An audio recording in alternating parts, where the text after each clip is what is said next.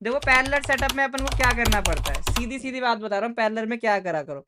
मान लो भाई ये एक लाइन है, ये आपका पैरेलल चल रहा है, ठीक है।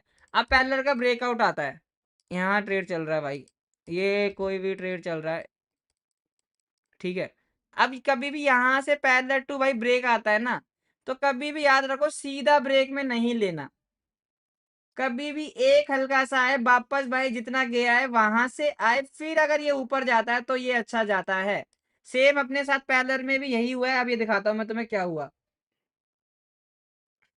पैरेलल में। अब यहाँ पे देखो क्या हुआ, मार्केट आया, मार्केट ने मूव किया मूव किया मूव किया, उसके बाद मार्केट ने पैरेलल ब्रेक किया।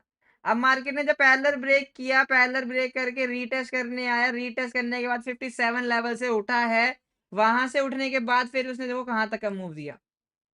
तो भाई ये अच्छा होता है, यही सेम होता है। और यही आप यहाँ पे अगर कर लोगे, ये मान लो ये पैरेलल चल रहा है, यहाँ पे अगर ये चल रहा है तो ये मान लो ये ऐसे चल रहा है भाई कोई भी इंडेक्स, ठीक है। अब यहाँ पर ध्यान दे दो सारे भाई, चल रहा है ट्रेड भाई,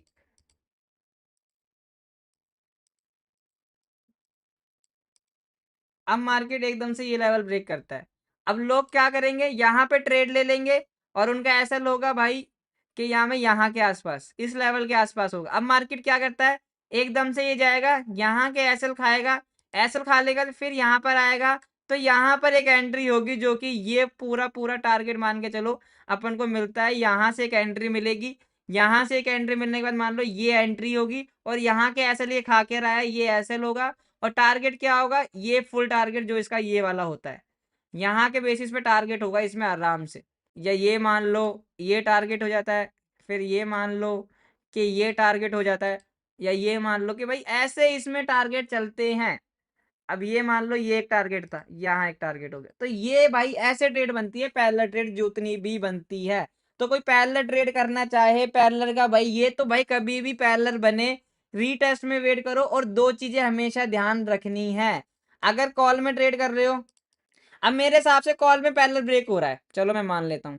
अब ट्रैप कहाँ होंगे देखो, अब ये वो ऊपर वाला कॉल है, ये नीचे वाला मार्केट में मान लो पुट आ रहा है भाई, पुट आ रहा है नीचे। अब यहाँ से सीधा ये ब्रेक होता है ना, लोगों को लगता है भाई ब्रेक हो गया, और यहाँ से ये ऊपर को ब्रेक हो गया।